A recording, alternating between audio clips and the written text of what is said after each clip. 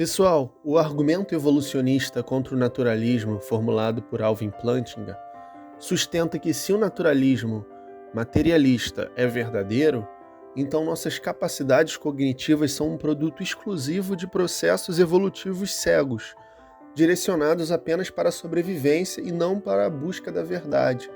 Isso implica que, sob um naturalismo desse tipo, não temos garantias de que nossas crenças sejam verdadeiras, inclusive nossas crenças sobre o próprio naturalismo. Plantinga argumenta, sim, que o naturalismo materialista, combinado com a teoria evolutiva, é autodestrutivo, porque mina a confiança que temos na confiabilidade de nossas faculdades cognitivas. Contudo, esse argumento é um problema apenas para o naturalista materialista. Para quem, como eu, vê espaço para uma metafísica que não se limita ao mundo físico, as coisas se tornam menos problemáticas. O que eu quero dizer com isso? Não que exista outros mundos, tão somente que existem propriedades não físicas no nosso próprio mundo, assim como as coisas físicas. Em minha visão, o eu, as ideias, os conceitos, embora dependentes do físicos para serem compreendidos e experimentados, não são meramente ficções ou ilusões evolucionárias. Em vez disso, têm uma existência legítima e uma função explicativa e normativa em nossa compreensão da realidade. Dessa forma, o ateísmo que defendo escapa facilmente desse dilema de Plantinga, ao aceitar que há mais no universo do que um mero material físico. Nossas ideias e conceitos, mesmo que supervenientes às coisas físicas, não são ilusões evolutivas. Ao contrário, são aspectos reais que refletem algo verdadeiro sobre o mundo. Então, o argumento de Plantinga é um problema apenas para o naturalista materialista, uma posição que eu considero bastante frágil, de todo modo.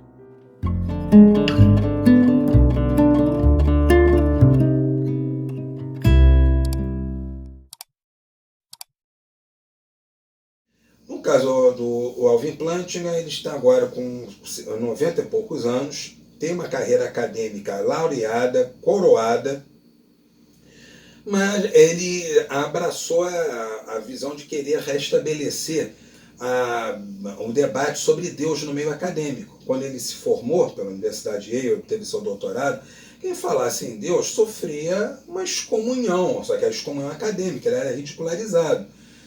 Ele conseguiu realmente mudar isso. Hoje nós temos essas universidades que eu até tenho vergonha de chamar assim, como a Biola, o Bible Institute of Los Angeles, quer dizer, tem o prêmio Templeton Prize, para quem dá contribuições para a religião, para fomentar a religião, para demonstrar a existência de Deus, quer dizer, inclusive que o Plantinga venceu, e da mesma maneira como Anthony Flew, ao dar aquela sua traidinha ao ateísmo, que não foi uma puladinha dele, pulou a cerca e pode ter voltado. Por quê? Porque ele afirmou o nuxo, o ato puro de Aristóteles, que é algo que o ateísmo, se não digo todo ateísmo, mas o ateísmo ainda pode ter dentro, digamos assim, de sua casa. Vamos falar agora de uma ecumênia ateia. Nós temos o ateu, o agnóstico, temos o apateísta, nós temos várias formas de pensamento ateísta que acabariam também por formar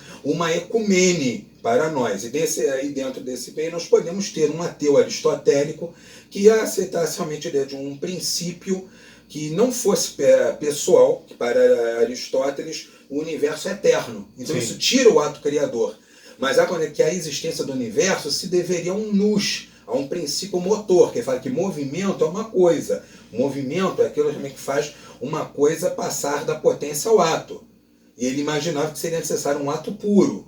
Que isso é uma coisa que eu critico no meu livro, Orobótica, de que realmente você parte inicialmente da pura potência e depois que vai chegar ao ato puro, que ocorre uma evolução aí. Portanto, a pura potência ela só tem a potencialidade realmente de se tornar em ato. Então daí vai vendo, e à medida em que ocorre o avanço do universo, a expansão do universo, cada estado anterior vai formando condições para ser mais rápido o desenvolvimento do posterior.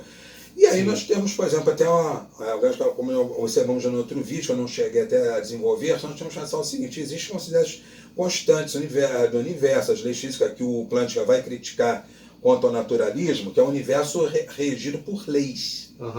Essas leis, mas nós temos realmente as leis da gravidade, temos, é claro, as leis físicas e químicas, conhecidas, que elas não dependem também de um criador. Não depende de um criador, e isso forma o pensamento naturalista. Sim. Só aí se nós paramos para observar um pequeno detalhe, a expansão do universo, como nós já sabemos hoje pelo modelo padrão da teoria do Big Bang, sugere que nos primeiros segundos, a partir da singularidade, houve aquele evento chamado a inflação cósmica, em que o universo de súbito ele expandiu de um tamanho microscópico, numa escala que hoje nós chamaríamos até de atômica, e cresceu até atingir em segundos o tamanho parece, de um campo de futebol, e depois, ainda nos milênios seguintes, ele ainda expandia numa velocidade superior à da luz. Então, onde é que foi parar a constante? Parece mas como é que esse universo se expande? Esse universo se expande mais rápido do que a luz. O que significa isso? Que a constante da velocidade da luz vale para o que está dentro do universo. Agora, não vale para o próprio universo. Então, se a constante da velocidade da luz, que é a mais importante de todas elas, é aquela que nem a matéria, nem a energia podem ultrapassar, e se chegar perto de ultrapassar, é aniquilado na hora, tornando-se uma singularidade. Como é que o universo não foi aniquilado na fase de expansão cósmica, quando ele atingiu uma velocidade maior do que a luz em todos os seus pontos, expandindo para todos os lados? É por quê? Porque ele não está sujeito a essas constantes, valem para os eventos dentro dele, mas não valem para ele. Então, se a velocidade da luz não vale como constante para o próprio universo quando ele se expande, então o tempo também não vale. O universo é atemporal. Nós estamos dentro do tempo aqui, mas o próprio universo é atemporal. Para ele, o tempo não existe. Então, por isso, Einstein tem a lei de o tempo não existe. Nós percebemos na nossa escala interna aqui, porque estamos em expansão. Então, a expansão do espaço também acarreta a expansão do tempo. Mas o tempo é um fenômeno interno do universo. Mas se nós considerarmos o próprio universo em si mesmo considerado, ele não está no tempo quando ele se expande. Caso venha a se contrair, caso termine um Big Crunch, que realmente é o meu palpite, mas isso não vale nada. Simplesmente é o palpite do Benz. Qualquer gente pode dizer, não, a expansão vai ser eterna mesmo, mas quer dizer, o meu palpite é o do Big Crunch. Em algum momento, quando a entropia não puder mais segurar a força de gravidade, deverá se tornar novamente infinita e vai concentrar. Só que no momento que concentrar, também estará fora do tempo, e aí forçará uma nova singularidade. Quer dizer, meu pensamento defende a ideia do universo cíclico, mas diga, é o palpite do Big Bang, Big Crunch. Exatamente, é o palpite, é o eterno retorno do mesmo como um universo cíclico. É o meu palpite, apenas isso. Quem vai dar a palavra final vai ser a física. If we're produced by evolution, and if naturalism is true, then the probability that our beliefs, that our cognitive faculties are reliable, that probability will be low. Now, if you understand and see that if you believe naturalism and evolution and see that the probability of your beliefs of your faculties being reliable, given naturalism and evolution is low, then you have a defeater for the proposition, for your natural instinctive belief that your cognitive faculties are reliable. We all assume that our faculties are reliable, and I would say quite properly so. But you get a defeater for it, a reason not to hold that belief, a reason to reject it, to give it up. You get a defeater for that belief in your belief that, in your belief that naturalism and evolution are true, and then you're seeing that the probability of your faculties being reliable, given naturalism and evolution, is low. Então, o Alvin Plantinga levantou que haveria uma contradição entre o pensamento naturalista, que defende que o universo já é apontado por leis, e a evolução. Agora, olha só, realmente, por que um cavalo de batalha contra a evolução? É claro que tem alguma coisa em jogo aí escondida. O Alvin Plantinga é um calvinista. O calvinismo é justamente aquela teoria protestante mais pessimista que defende que a humanidade é intrinsecamente depravada pelo pecado original. O Plantinga é um calvinista holandês, quer dizer, ele não pegou o pacote completo dos calvinistas em sua maioria, então ele tem alguns pontos da doutrina dos calvinistas holandeses que atenua, que mitiga certos rigores mais extremos, estapafúrdios do calvinismo que encontramos no Bible Belt, mesmo do interior dos Estados Unidos.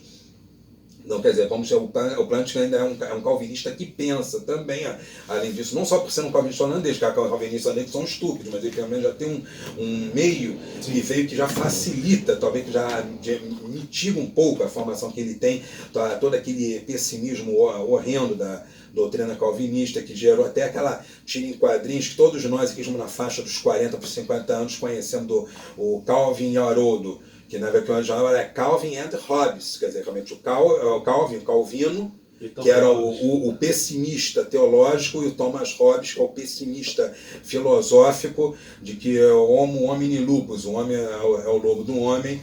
Então daí realmente dá para ver qual é realmente a base que temos agora. Para os protestantes anglo-saxões, a evolução realmente é um tiro no coração deles. Eles querem aquilo fora. Eles receberam tão mal a ideia da evolução de Darwin que nós sabemos hoje que no século XIX, na Inglaterra, pessoas, quando encontravam fósseis em suas propriedades, queria cavar, encontrava um fóssil, escondia, quando não destruía, achando que estaria cometendo um pecado se chamasse as autoridades para encontrar o achado, porque aquilo fomentaria essa doutrina maligna da evolução. Então, não muito tempo, houve a notícia de um fóssil de mais de 100 milhões de anos que foi encontrado em uma propriedade na Inglaterra, que o dono não destruiu, mas ele intocou lá no fundo de um galpão. Aí aquilo foi passando pai para filho, agora o bisneto ou trineto olhou aquilo, tocado, foi mexer lá na propriedade, encontrou aquilo e chamou, mas olha, tem um fóssil de dinossauro aqui, bem preservado, por sinal, e foi ver, estava lá mais de 100 anos, porque o ancestral dele que encontrou aquilo escondeu para não permitir que fosse usado como elemento de prova a favor da teoria da evolução. Quer dizer, o desejo dele seria até de destruir os fósseis todos para calar a boca dos biólogos. Sim. O auge do negacionismo. Ele sustenta que haveria uma contradição, dizendo o seguinte, que a finalidade da evolução, veja a finalidade. Teleologia. Ele já está colocando um propósito finalístico. Ele não vai determinar, o Plantinga não é biólogo, ele é um PhD em filosofia. O filósofo vai construir as suas premissas diante das observações que lhe sejam feitas, dos fatos que ele tome por ponto de partida. Se eu vejo uma maçã caindo, como filósofo, eu vou tirar alguma premissa daí. Mas se a pessoa não é formado em medicina, biologia, alguma ciência que tem o seu saber dado a posteriori, ele não pode entrar teorizar sobre isso. Você não pode, dentro da medicina, querer teorizar contra, por exemplo, a circulação do sangue do William Harvey, como houve tratados no século XVII que tentavam ridicularizar Harvey, utilizando de argumentos filosóficos para querer negar que a função do coração fosse bombear o sangue, que pensava-se que ele era a sede da alma. Então a teoria do Harvey foi considerada também erosiva da crença, ainda que de um modo secundário, porque retirou a alma do coração para dizer que é apenas uma bomba para circular o sangue. E isso é ironizado por Molière na sua comédia Doente Imaginário, uma passagem que um médico muito ruim daqueles ali, que dava aqueles tratamentos bizarros com sangrias, com sanguessugas, apresenta o filho dele dizendo assim, ele acaba de publicar uma tese inédita contra as ideias do William Harvey, com certeza ele as refutou. Quer dizer, certamente que a refutou. Tá aí. Então, do momento que um filósofo vai tentar entrar nesse campo que não é o do saber dele, ele está pisando em terreno perigoso. Então, vemos, o Plantinga não é um biólogo. Então ele corre o risco de colocar as suas próprias concepções e macular em algum ponto a ideia do pensamento evolucionista. Então ele já vê que haveria uma finalidade na evolução para a sobrevivência do mais apto. Tudo bem, a evolução seleciona, mas não tem finalidade. A evolução seleciona o mais apto. Aí me parece haver, como se diz, até um privilégio que podemos chamar de ontológico nisso, uma lógica, porque se não for apto à sobrevivência, você não vai sobreviver. Isso é uma contradição. Quer dizer, um animal que não tenha condições de suportar o primeiro inverno, ele simplesmente ele vai morrer por uma questão contrária. Se a biologia dele, que é a pele fina, não suporta o frio, não consegue se aclimatar, ele é colocado num ambiente que não quer dizer. Você imagina pegar um filhote de qualquer espécie animal, pode ser o bicho-homem, que é até uma espécie até bem agressiva, a gente não vai sentir grande pena se fizer uma experiência com um desse. Pega um filhote de bicho-homem e coloca no círculo polar ártico pelado. Vai sobreviver? Não, ele não é adaptado para isso. Agora, se pegar um urso polar, ele vai sobreviver, porque foram selecionados durante milênios os espécimes, os exemplares dessa espécie, que desenvolvem uma fisiologia apta a aguentar o frio, que são hirsutos,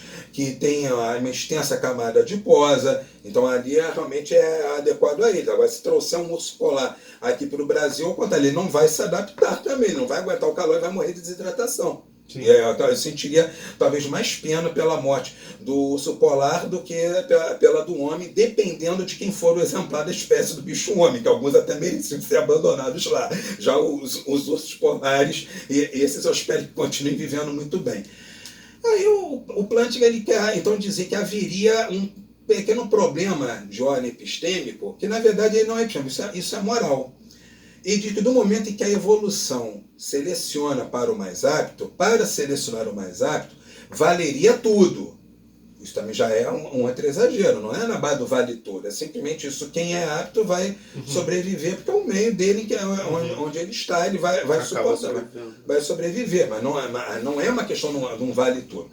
Nietzsche observa, inclusive, que a vida ela é exuberante, ela é vontade de potência, que haverá seleção do mais apto, sim, mas acontece que não ocorre um projeto intencional. Vou criar agora um tipo de urso mais aperfeiçoado, que vai poder ficar tanto no Polo Norte, como também no deserto do Saara. Sim, não tem um indício de projeto. Não tem não tem, por exemplo, um urso que seja capaz de ejetar os seus pelos, se ele estiver num ambiente mais quente, ou se for para o frio, ele voltará a crescer os pelos. Mas o cachorro até tem que no inverno ele bota uma pelagem mais longa, depois no verão ele começa a mudar os pelos, assim, mas vamos imaginar uma adaptação bizarra de um urso polar que, se for colocado no deserto, perderá a pelagem, vai diminuir rapidamente sua camada adiposa e vai sobreviver, magrinho e peladinho. Então, mas aí tá, só que não ocorre esse direcionamento. Quando é que as espécies, elas são de uma exuberância e de uma total, quer dizer, você encontra mutações o tempo todo. Excessos, né? Os excessos, a natureza está cheia de excessos. Simplesmente a vida é o que é. Os seres vivos simplesmente se multiplicam e, na medida em que encontram alimento, vão tomando conta do meio ambiente, ocorrem mutações. As mutações que são desfavoráveis vão levar aquele indivíduo à morte antes que deixe descendência. As mutações favoráveis vão permitir a sobrevivência, que foi inclusive como Mendel formulou suas leis ao notar. As mariposas que se mimetizavam melhor, elas sobreviviam mais, deixavam maior descendência, e em pouco tempo ele via realmente a população de mariposas podia ser substituída, quando vendo que as mariposas que não mimetizavam tão bem ficavam expostas ao ataque dos pássaros, e as que se mimetizavam melhor, pegavam a cor das árvores, a cor das folhas, conseguiam escapar mais facilmente de serem prisioneiras, serem apresadas, serem devoradas. Dali a pouco somente encontrava aquelas que mimetizavam bem.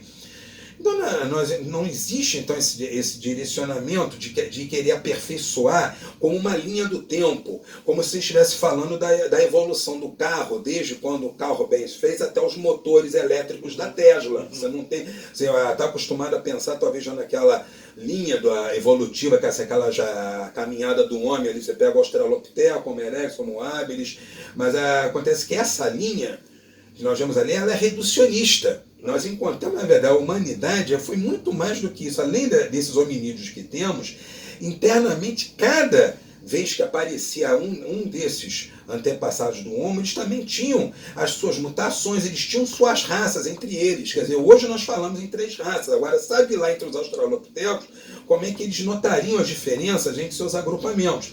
Tudo bem que a população era menor, mas havia uma profusão ali também, à medida que a humanidade foi se espalhando. Sobreviveu o homem de Cro-Magnon, que é a espécie que hoje nós somos, mas então isso vai realmente da exuberância E dessa exuberância de vida que alguns são selecionados como mais aptos. É do excesso que vai sobrevivendo o melhor. Então não há um direcionamento. O Alvin Plantinga, ainda por cima, ele pensa que no momento que a gente quer a sobrevivência do mais apto seria na base do vale tudo. Então acho que ele pensa realmente na forma pessimista do Calvino ou do Hobbes, que entra realmente nessa questão da política mais predatória e entraria também perto do Maquiavel, que é outro que tem uma grande semelhança ao Hobbes, onde ele então está valendo mentir.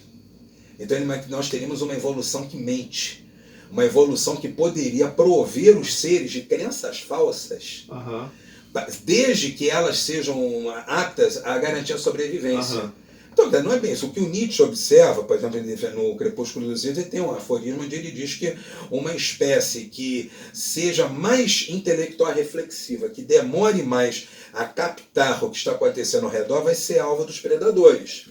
Então você vê realmente os animais que são normalmente presos, você vai olhar, por exemplo, uma lebre, ele tem uma visão periférica maior, ele tem realmente os olhos nas laterais, porque aí ele consegue ver o predador se aproximando dele. Então, quer dizer, ele tem uma capacidade de observar mais ágil, ele percebe mais prontamente. Se a lebre tivesse os olhos na frente, como o ser humano, ela demoraria mais a perceber a presença de algum predador em volta, e só quando já estivesse sendo abocanhada que viria. Inclusive esse é o perigo. Um homem vai entrar no mato sem cachorro, ele pode realmente ser pego por uma onça antes que ele consiga vê-la, porque antes que entre no campo da visão periférica, ele perde por aí. Então o Plantinga parte a dizer que a evolução poderia nos prover também de crenças falsas. Quer dizer, que poderíamos talvez perceber coisas que não existem. Ele faz um exemplo extremo, é uma extrapolação, quer dizer, acredito que ele não deve estar falando a sério quando ele diz isso, que dizendo que ele poderia pensar estar no elegante jantar dentro da Universidade de Oxford, mas na verdade estaria em um pântano infestado de crocodilos. Aí no meu artigo, que foi publicado agora na Teopraxia, adaptando essa minha extrapolação, então eu poderia também dizer que enquanto eu acredito que estou escrevendo esse artigo, na verdade eu sou um homem pré-histórico que pensa que vive na era atômica e na verdade eu estaria agora na beira de um precipício lutando contra um dente de sabre. Certo. Agora, quer dizer, isso daí precisaria de um milagre. Uma coisa dessa, que fosse um ajuste fino dessa ordem, em que ao invés de eu estar sentado aqui nesta poltrona, eu estivesse agora no alto de um penhasco, caçando um mamute, lutando com dente de sabre, enquanto eu penso que estou gravando uma entrevista com um dispositivo cibernético moderno, conversando com um semelhante da minha espécie, que também deveria estar agora, quem sabe, com o seu tacape lutando contra feras, enquanto acha que está falando comigo, isso sim entraria no campo do milagre. Seria necessariamente um Deus onipotente que poderia agir de uma forma semelhante ao demônio de Descartes e prover um engano dessa ordem de ideias. E ainda por cima, é claro, o Plantinga diz que não, que Deus não iria agir como o demônio de Descartes, porque ele joga sempre com a verdade. Cara, Deus não pode jogar com a verdade, porque ele cria a realidade. Quer dizer, ele não cria só nós, ele cria a realidade, cria o universo, cria a possibilidade de existir qualquer realidade. Então ele poderia criar outra realidade. Ele poderia ter feito um mundo totalmente diferente. Ele poderia fazer um mundo onde as árvores andassem e onde os cachorros é que ficassem. Mas sendo maximamente amoroso, maximamente amoroso, ele iria querer fazer um mundo diferente? Eu acho que ele contra-argumentaria isso. Mas às vezes, no momento que ele pode criar qualquer realidade, então a nossa realidade já é a ficção dele. Nós estamos vivendo dentro da programação criada por ele. Então eu estou considerando que é amoroso, eu estou considerando que ele vai prover a realidade que ele criou de um jeito a proteger os seres que ele criou. Quer dizer, eu estou aqui agora, quer dizer, eu penso que eu estou conversando com o Mateus, mas eu estou lutando com um dente de sabre na beira do precipício. E, no entanto, eu continuo vivo, que eu continuo falando, então porque eu continuo vivo. Se o dente de sabre me matasse, a entrevista acabava. E vocês aí também que estão em volta assim, correndo atrás somente do sustento de cada dia, como das cavernas, pensam que estão vendo a entrevista, mas simplesmente aconteceria que eu seria vencido. Então, se eu continuo vivo, é porque Deus está me protegendo com essa crença falsa. E estaria agindo como um demônio de Descartes, bonzinho. Porque eu estaria provendo que eu continuasse vivo, né, mesmo nessas condições. Quer dizer, seria necessário uma manipulação da realidade de uma maneira completamente fora de uma demonstração. Ainda por cima, uma manipulação que não seja perigosa. Eu não estou correndo. O risco até o dia pode me vencer, mas no momento que eu continuo vivo, então eu posso saber que eu estou ganhando o jogo por enquanto. Sim. Então está sendo provido a minha segurança. Então isso daí é que gera realmente, quer dizer, se for levado esse tipo de brincadeira a sério, que parece com aqueles tratados do Berkeley, o imaterialista, que ele negava a ciência da matéria, sim, ele está repescando o Berkeley com uma linguagem melhor. Isso é a mesma coisa que o idealismo radical, né? Você está negando a realidade da matéria. Então, quer dizer, se fosse uma situação dessa, o Berkeley dizia mesmo que Deus tinha criado a ilusão na matéria. Se uma árvore cai na floresta, não tem ninguém. Fez barulho? Isso daí, o Berkeley falou isso aí, o Samuel Johnson deu um chute numa pedra e disse, está aqui a minha refutação. A matéria não existe, então um chute na pedra já é refutação. Sim, sim. Então, a ideia do Plantinga, quer dizer, o problema que ele coloca, tudo bem, nós temos que resolvê-lo como qualquer problema. O problema que ele coloca, ele apresenta, na verdade, uma dúvida epistêmica muito maior do que a que ele quer colocar sobre a evolução, porque ele pretende, quer dizer, que a evolução, do momento em que ela tem a finalidade da sobrevivência. Aí se vai a finalidade da sobrevivência, então a evolução, ainda por cima, além de agir como um design, ainda age como um design pessimista, como o Calvino ou o Hobbes, que acha que está valendo mentir, está valendo enganar.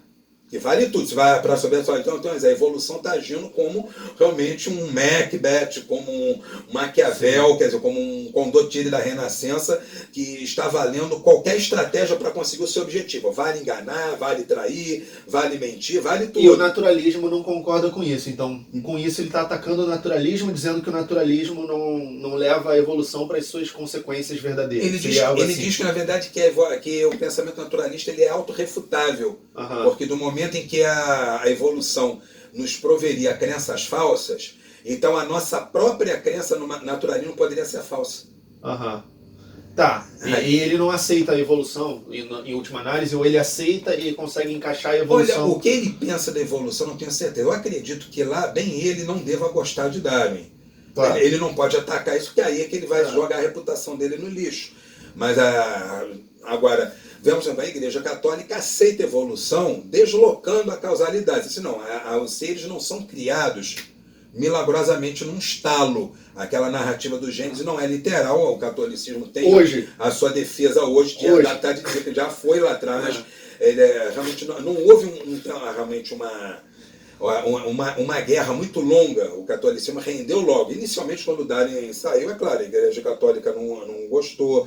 Realmente a Helena Morley, naquela sua autobiografia romanceada A Vida de Menina, ela menciona que comentou com o padre a respeito das concepções de Darwin, e o padre só disse, é pecado ficar lendo essas coisas. Mas não durou muito, a reação da igreja não durou muito tempo não. Pio XII, já em 1950, disse não, a causalidade é de Deus, não interessa o método de transmissão da causalidade.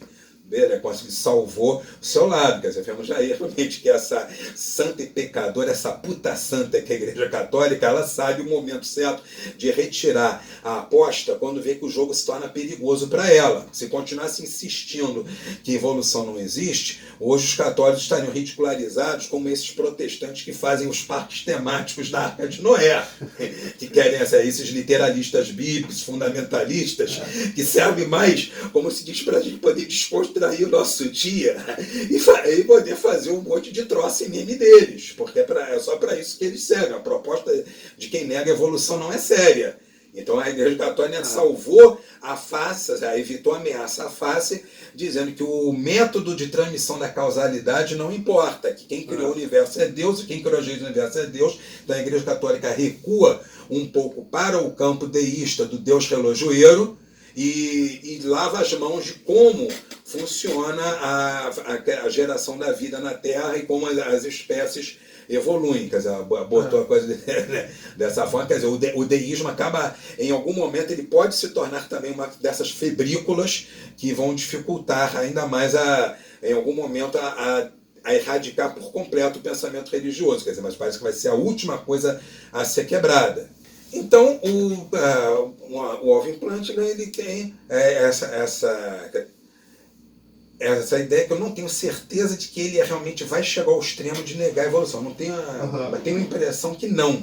Não, mas ele faz não, mas ele quer malabarismos modais. Malabarismos modais para colocar em xeque. Então eu acredito que para ele, provavelmente, a vitória seria se o homem comum ainda aceitasse que Deus é criador, é o movente móvel, que o processo de criação dos seres, mesmo que seja por evolução, depende dele.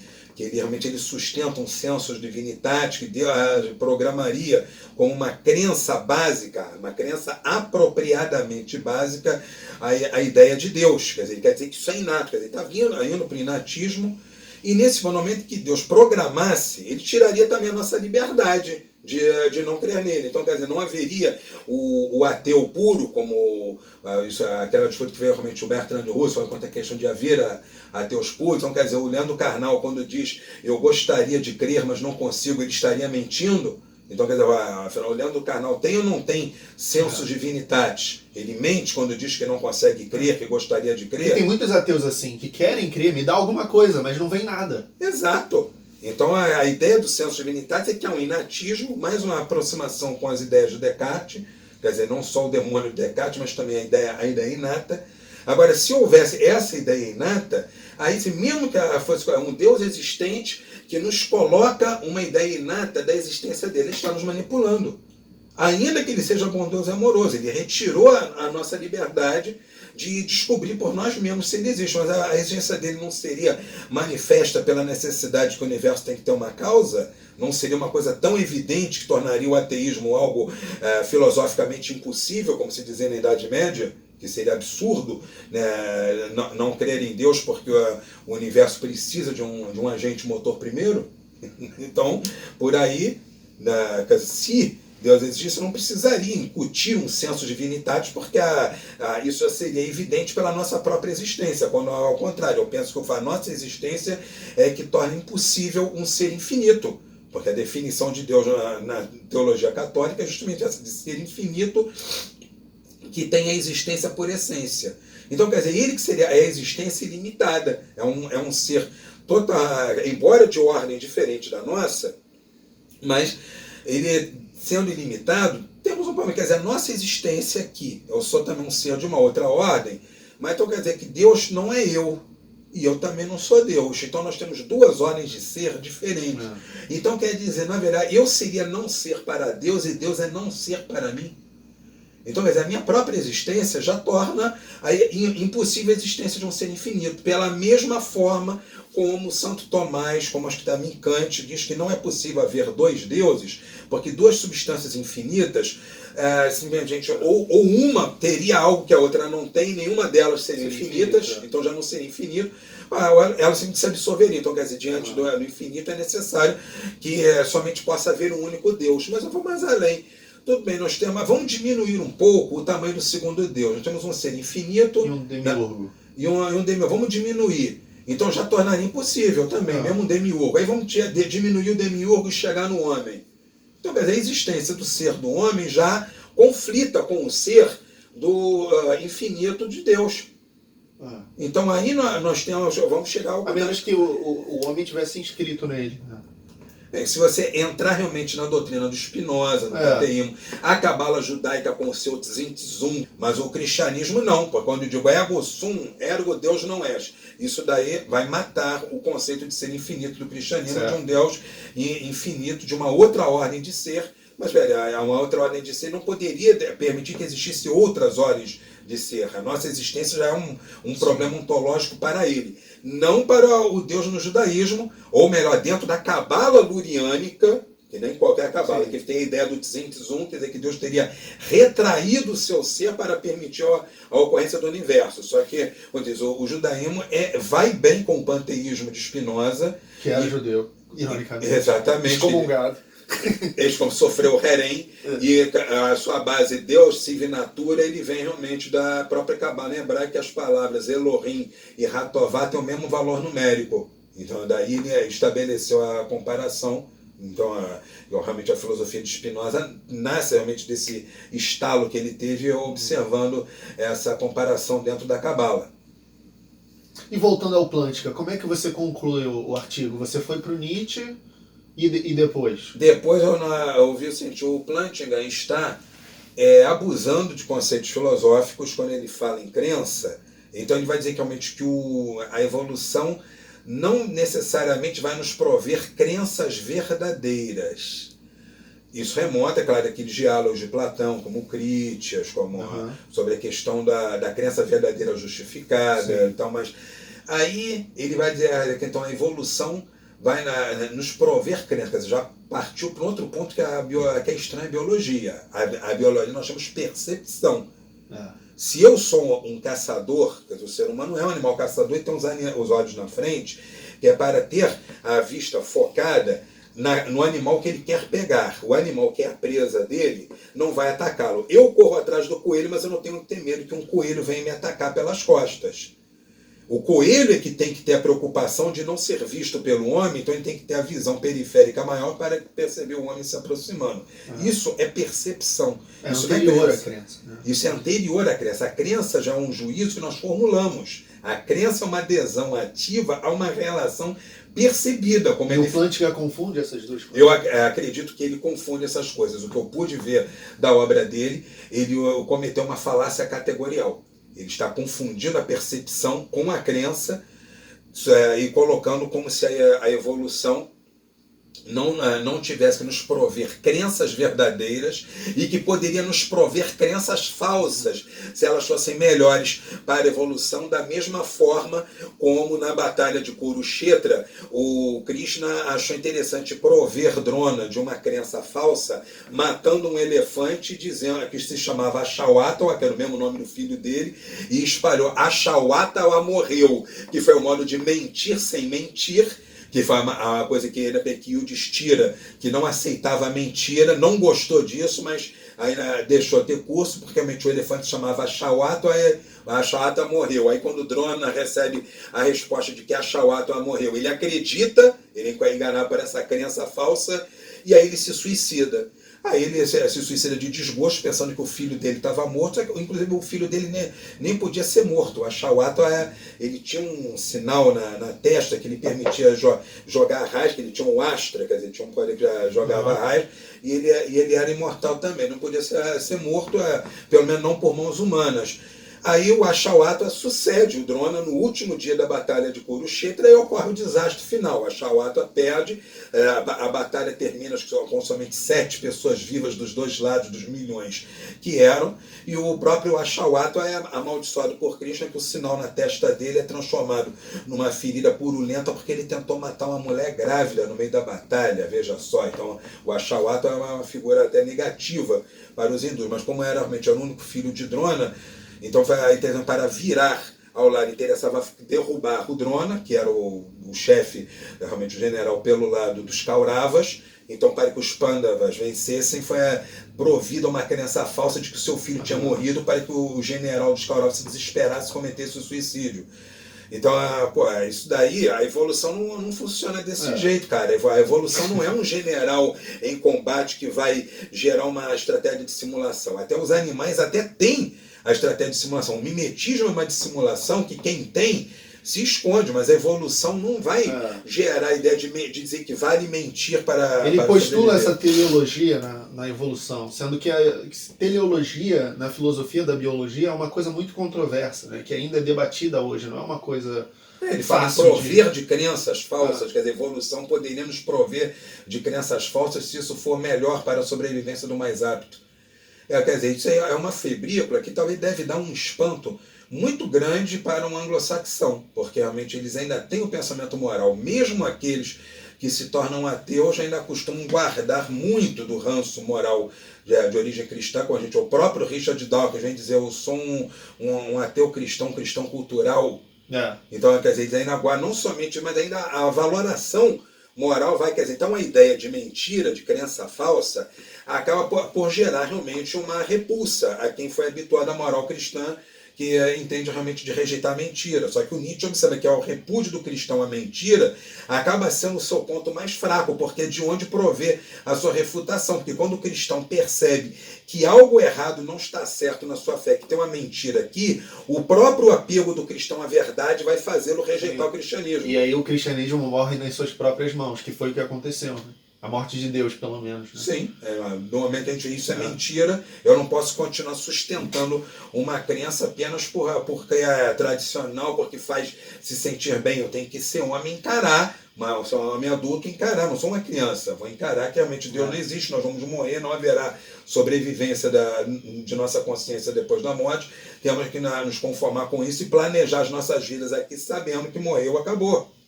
E muitas pessoas ainda hoje falham em fazer isso. Bom, Eduardo, muito obrigado por mais essa participação. Quem quiser ler o artigo está aqui na descrição. Seja membro, se inscreva e até a próxima. Gosta do meu conteúdo e quer otimizar seu estudo de filosofia? Então olha só isso aqui.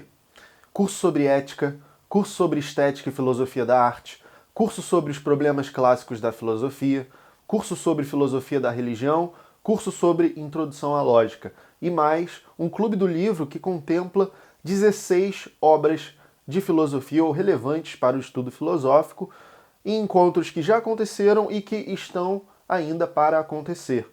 Você pode ter acesso a tudo isso assinando a Academia da Razão, o meu clube de assinatura, que é uma comunidade do pensamento crítico e filosófico ancorada na racionalidade. Esses aí são os livros que a gente já leu e debateu. E esses outros são os próximos, que vão começar a ser lidos a partir de agora, novembro, até julho do ano que vem, divididos em 3 ciclos. Primeiro, o ciclo da filosofia da religião, em seguida, o ciclo da ética e, por fim, o ciclo do ceticismo. Através do link na descrição, você garante 25% de desconto, bastando digitar o cupom Black Friday no campo de cupom.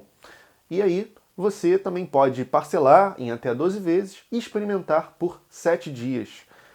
Caso não goste, você tem direito a reembolso nesse período. E por fim, lá em julho, você pode renovar ou não a sua assinatura. Então é isso, se você quer otimizar o seu estudo e evoluir no seu conhecimento filosófico até julho do ano que vem, não perca essa oportunidade e faça já a sua assinatura. Eu espero te ver em breve, dando as boas-vindas por e-mail.